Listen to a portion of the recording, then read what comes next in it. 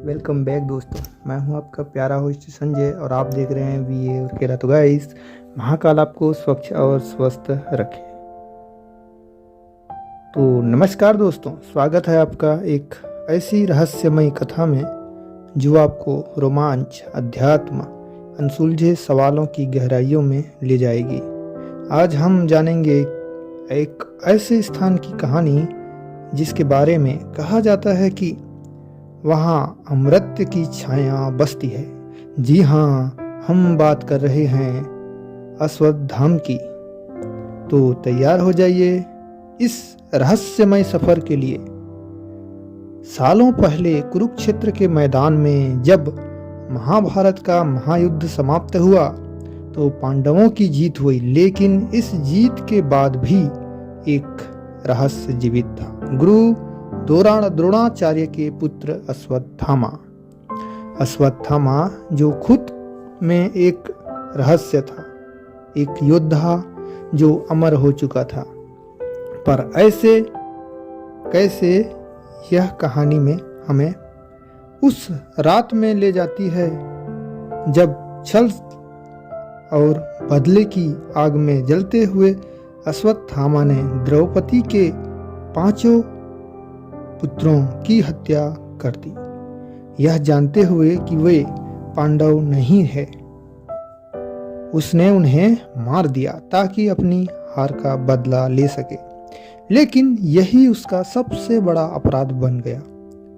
जब अर्जुन को पता चला तो क्रोध में जलते हुए उन्होंने अश्वत्थामा का पीछा किया। अश्वत्थामा डर गया, भागने लगा और आखिरकार पहुंचा अपने गुरु भगवान शिव के मंदिर में।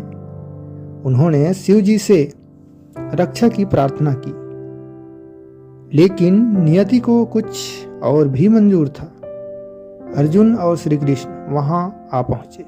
जब युद्ध हुआ तो श्री कृष्ण ने अश्वत्थामा से उसका दिव्य मणि छीन लिया, जिससे वह अजय था।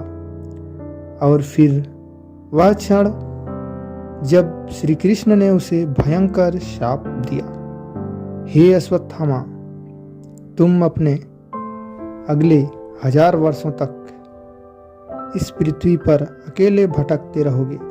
तुम्हारे घाव कभी नहीं भरेंगे, तुम्हें कोई मोक्ष नहीं मिलेगा, ना कोई शांति।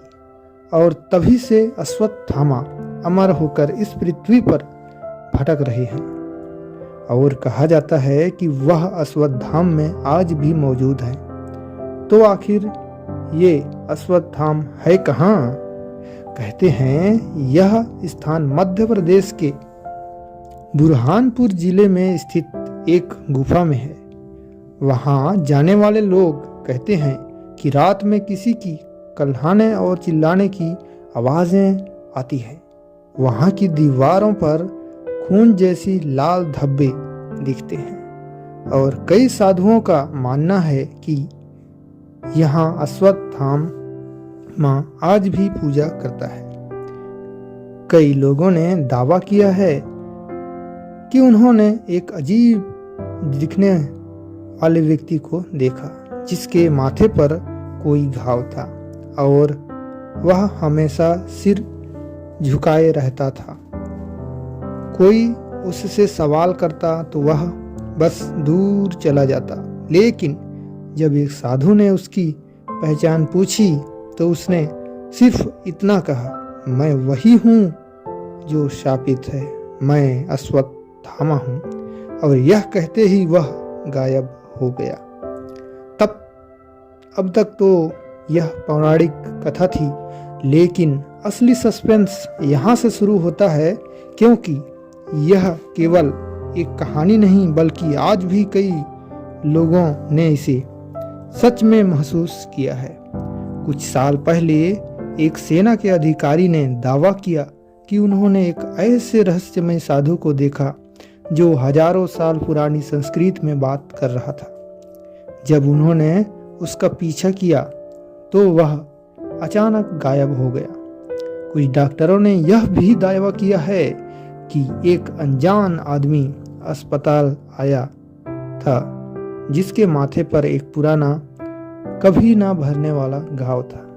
जब उन्होंने मरहम लगाई की कोशिश की तो वह बस मुस्कुराया और चला गया और फिर कभी नहीं दिखा।